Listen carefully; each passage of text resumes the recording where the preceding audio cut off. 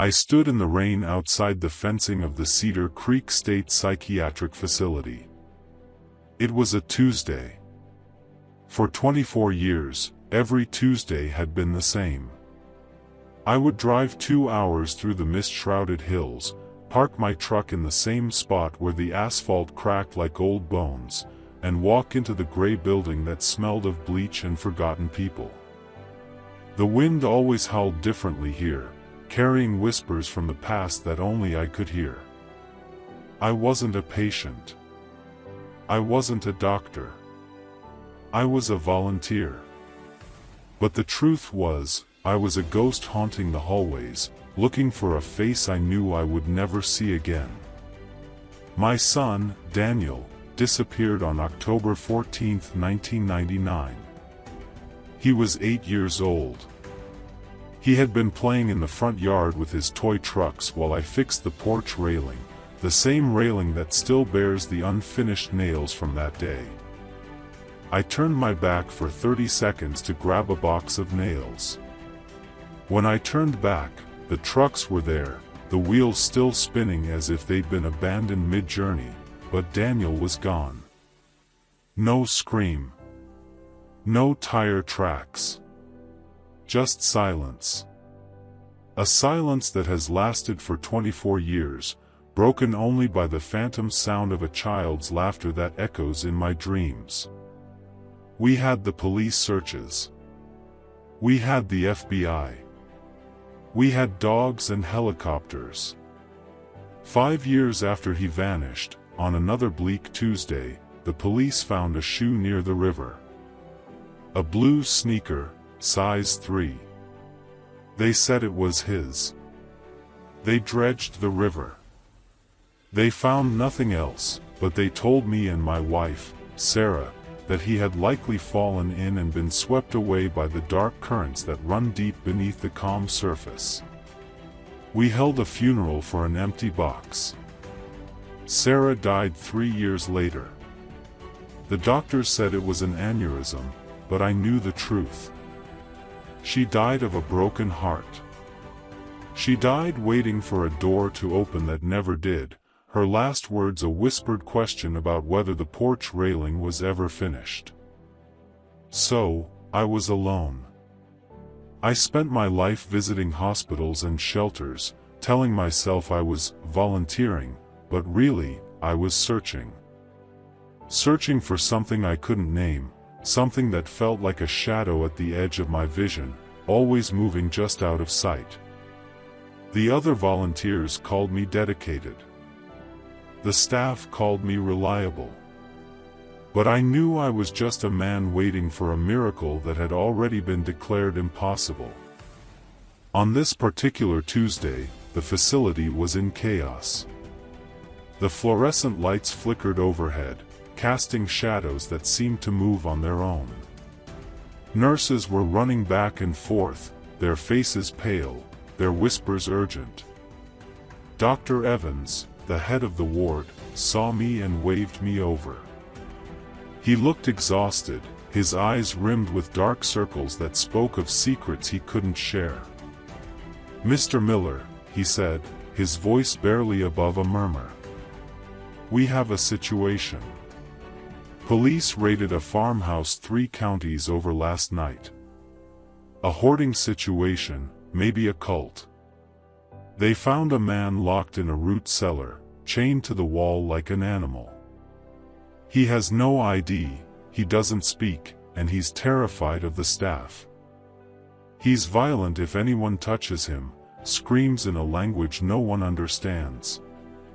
We need someone calm to just sit with him. Can you do it?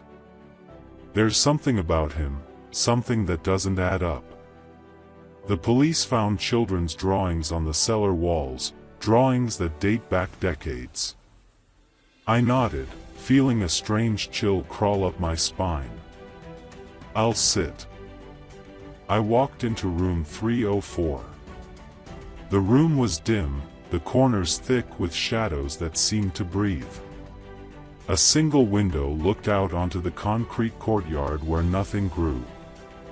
In the corner, huddled on the floor instead of the bed, was a man.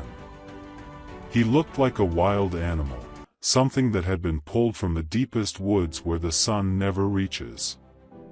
His hair was matted and hung to his waist in tangled ropes. His beard was thick and dirty, woven with bits of straw and earth. He was wearing hospital scrubs that were too big for his skeletal frame, the fabric hanging loose like a shroud. He was rocking back and forth, his arms wrapped tight around his knees, humming a tuneless melody that made the hairs on my neck stand up. I pulled a plastic chair to the other side of the room, the legs scraping against the linoleum with a sound that made him flinch. I didn't try to talk. I didn't look at him directly.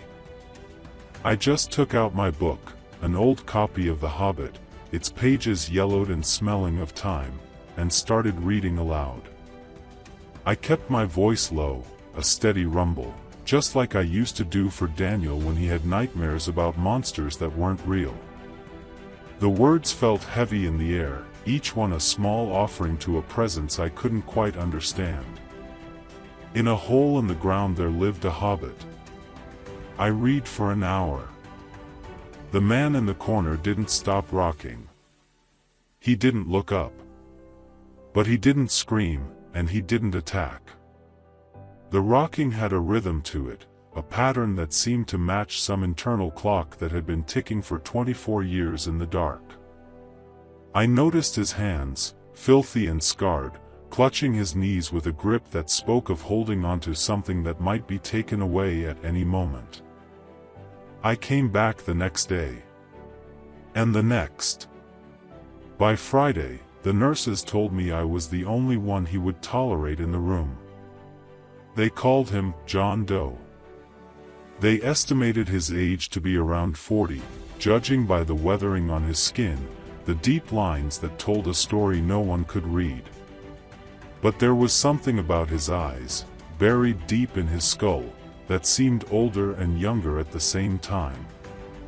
They had the weariness of a man who had lived a lifetime in darkness, but the fear of a child who still believed in monsters. On the fourth day, I brought something different. I was tired of reading, my throat raw from words that seemed to disappear into the void. So I just started humming. It was a tune I hadn't thought of in decades, buried so deep it felt like exhuming a grave. An old lullaby Sarah used to sing, a melody that had been ours alone. It wasn't a real song, it was just a silly melody she had made up about a bear who lost his honey, something she had created spontaneously one rainy afternoon when Daniel was afraid of thunder. The notes came out broken and uncertain, like trying to speak a language I'd forgotten. Hum, hum, da-da-dum. The rocking stopped. Not gradually, but abruptly, as if someone had flipped a switch. The silence in the room changed. It wasn't the silence of fear anymore, it was the silence of listening, of recognition. The air itself seemed to hold its breath. I kept humming, my eyes closed, lost in the memory of my wife, seeing her face as she sang to our boy, her voice weaving protection around him like a spell. Suddenly, a voice cracked through the air. It didn't sound like a human voice. It sounded like rusty hinges breaking open, like a coffin lid pushed aside after decades in the ground. It was the sound of something that shouldn't be speaking anyway. The bear. I froze. I opened my eyes. The man was looking at me. His eyes were dark, buried deep in his skull, but they were wide open, unblinking, staring with an intensity that felt like it could burn through steel. "What did you say?" I whispered, my own voice barely audible. He cleared his throat, a painful, dry sound like gravel being poured down a metal pipe. "The bear found the honey." My heart stopped beating. The room spun, the walls tilting at impossible angles. That was the second line of the song. The line Sarah only sang to one person. The line no one else in the world knew. I had forgotten it myself until this moment, until the melody pulled it from the depths where grief had buried it. I stood up, my legs shaking so hard the chair fell over behind me with a crash that echoed like a gunshot. I took a step toward him, my hands trembling. "Who are you?" He flinched, pulling back into the wall, his body trying to become part of the concrete. "Don't hit. Don't hit." "I'm not going to hit you," I said, tears instantly blurring my vision, making him swim in and out of focus. "I promise. I need to see your hand." He hesitated, his eyes darting around the room like a trapped animal looking for escape. He looked at me with the eyes of a hunted animal, but slowly, shaking so violently I could hear his teeth chatter, he extended his left hand. The fingers were twisted, the nails broken and black with dirt, the skin covered in scars that told stories of labor and punishment. I reached out. I didn't look at the dirt or the scars. I looked at the pinky finger, my vision narrowing to that one point of contact. When Daniel was 5, he had slammed his finger in the car door on a day that had started with pancakes and ended with emergency rooms.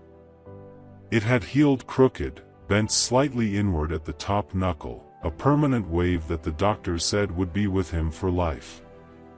I remembered holding his small hand, promising him that the bend made it special, made it his. I looked at the man's hand. The finger was crooked, bent inward. Just like Daniel's. Not similar. Not close. Exactly. The same angle, the same slight hook at the tip. I looked up at his face, really looked for the first time. Beneath the beard, beneath the dirt, beneath 24 years of hell, I saw the shape of his nose, Sarah's nose, straight and strong. I saw Sarah's chin, the same determined set that had driven her to search for Daniel until her body gave out. I saw my own eyes looking back at me, but changed, aged beyond their years, carrying the weight of a lifetime stolen. Daniel?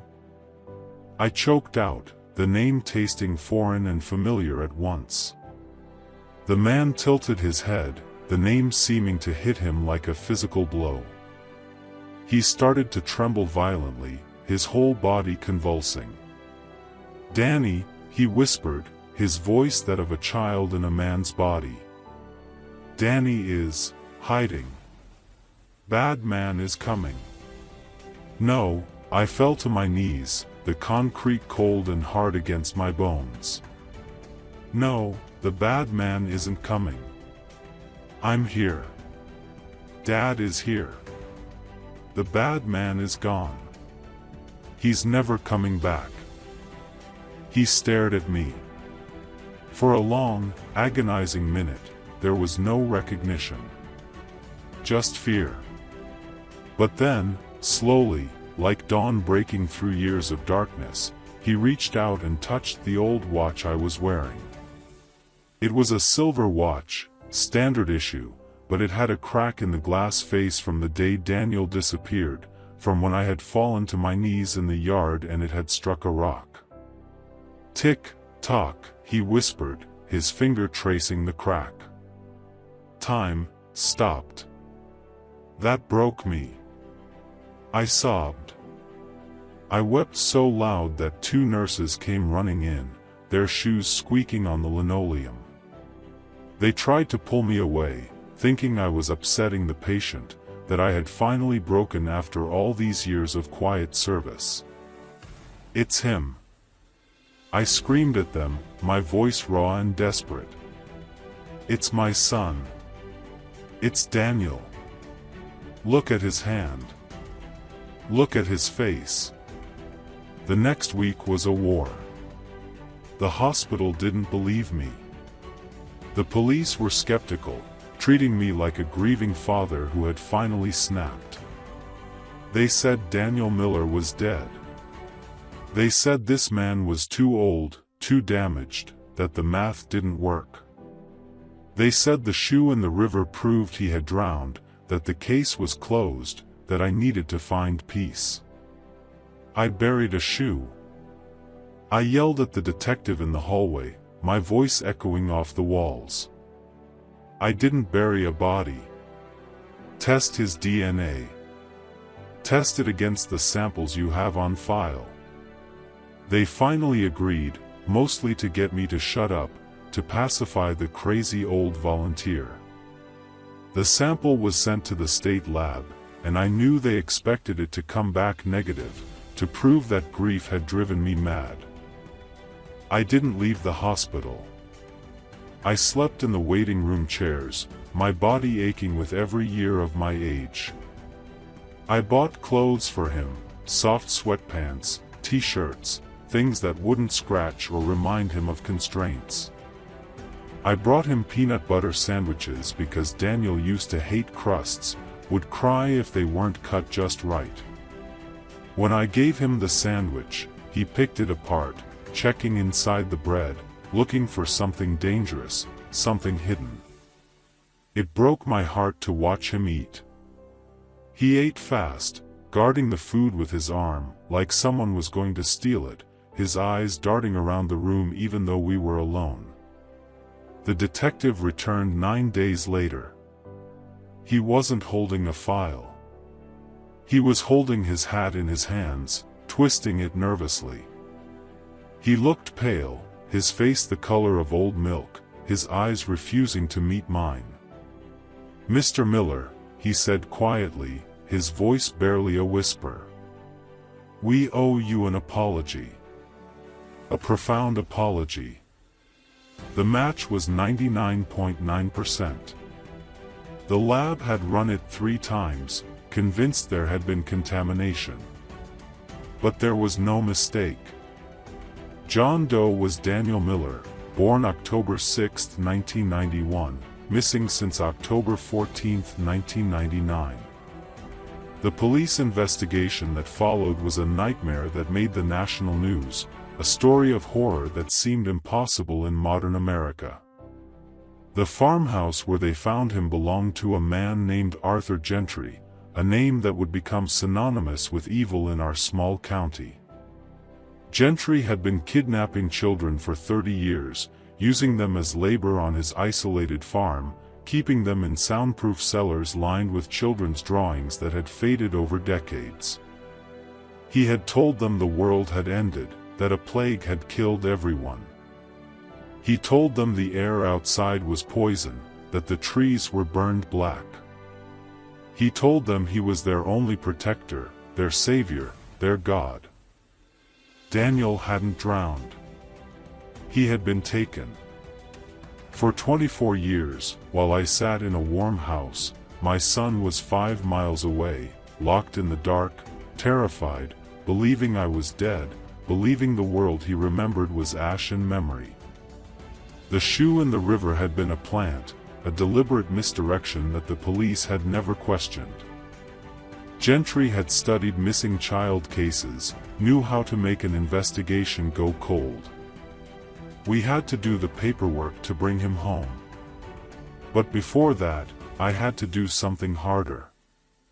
I had to go to the cemetery on a Tuesday morning when the fog was so thick I couldn't see 10 feet ahead. I stood over the small grave with the headstone that read Daniel Miller, beloved son, born 1991, lost 1999. The dates mocked me, carved in stone, permanent and wrong. I called the stone masons that afternoon, my voice steady with a rage I had never let myself feel before. "Take it down," I told them. "He's not there. He never was." Bringing Daniel home wasn't the happy ending the movies show you. It was brutal, a daily war against trauma that had been carved into his soul. He was 32 years old, but in many ways, he was still 8. He didn't know how to use a smartphone, would stare at it like it was alien technology.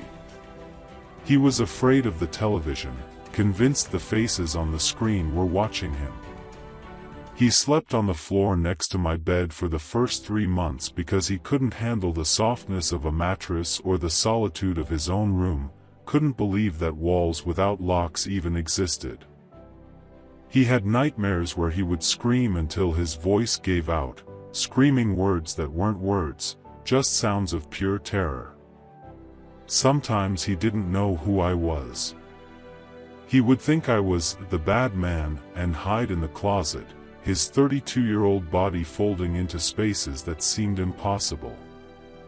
I would have to sit outside the closet door for hours, humming that song about the bear and the honey until he came out, until recognition slowly returned to his eyes. But there were moments of light, small miracles that felt like the world was trying to apologize. One morning, I walked into the kitchen and found him standing by the window, watching the sunrise. He had a cup of coffee in his hand, holding it like a precious thing. He turned to me, and for the first time, I saw my son in his eyes, not the ghost of a child, but the man he might have become. "Dad," he said. His voice was stronger now, clearer, less like rusty hinges and more like a voice that had been used to speak truth. "Yeah, Danny?"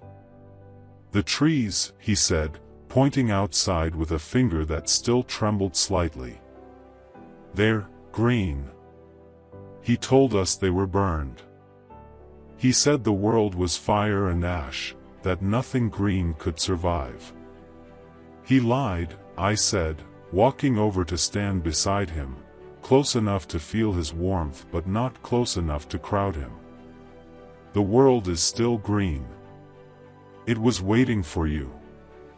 It kept growing, kept living, until you could see it again." He looked at me, his eyes gray and tired, but present. Really present. "I missed you," he said, the words coming out like they were being pulled from deep underwater. "I tried to remember your face. But it got fuzzy. Like a photo left in the sun. I was afraid I would forget it completely." "I never forgot yours," I said, my voice breaking. "Not for a second.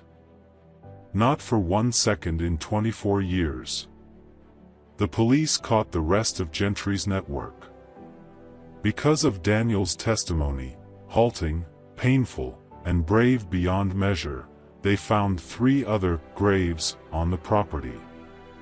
But these graves weren't empty like the one I had visited for years. They belonged to other children who hadn't survived, whose drawings had been on the walls, whose names Gentry had never bothered to learn. My son was a survivor, but he carried the ghosts of those who weren't. 6 months later, we were sitting on the porch. I was fixing a toaster. I've always liked fixing things, making broken things whole again, and Daniel was watching, his eyes following my hands with an intensity that spoke of learning, of rebuilding. He picked up a screwdriver. His hand still shook sometimes, a tremor from the trauma that might never fully leave, but his grip was firm, purposeful. "Philip's head," he said, handing me the tool before I even asked for it, his voice quiet but certain. I took it. Our fingers brushed. His hand was warm. He was real. He wasn't a memory. He wasn't a ghost. He was flesh and blood and bone, and he was home. "Thanks, son," I said, the word feeling both ancient and brand new. He didn't smile much. Smiling was still something that felt dangerous, that exposed too much, but the tension in his shoulders relaxed, just a fraction. "I think," he said slowly, each word chosen with care, "I want to learn how to fix things too. I want to make things work again." I looked at him. I looked at the gray streaks in his hair that shouldn't be there, the scars on his arms that told stories I would never fully know, the lines around his eyes that were deeper than any 32-year-old should be. We had lost 24 years. I had lost his childhood, his graduation, his first love, his whole life. I couldn't get that back. I couldn't fix the past, couldn't unmake the years or erase the trauma. But as I looked at him holding that screwdriver, ready to work, ready to rebuild, I realized something that felt like grace. We had today. We had tomorrow. We had the endless possibility of days that were green and growing, not burned and dead. Okay, I said, sliding the toaster toward him, giving him the broken thing to make whole. Let's start with this screw right here. Lefty-loosey, righty-tighty. He turned the screw. The metal clicked. It was the best sound I had ever heard, the sound of something being fixed, of something being made right.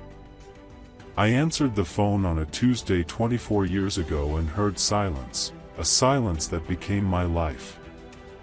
Now, my house is full of noise. The floorboards creak when he walks, each step a miracle of weight and presence. The kettle whistles when he makes tea, a sound he once thought only existed in the dead world. He hums when he works in the garden, that same bear and honey song, but now it's a song of survival, not fear. My son is home.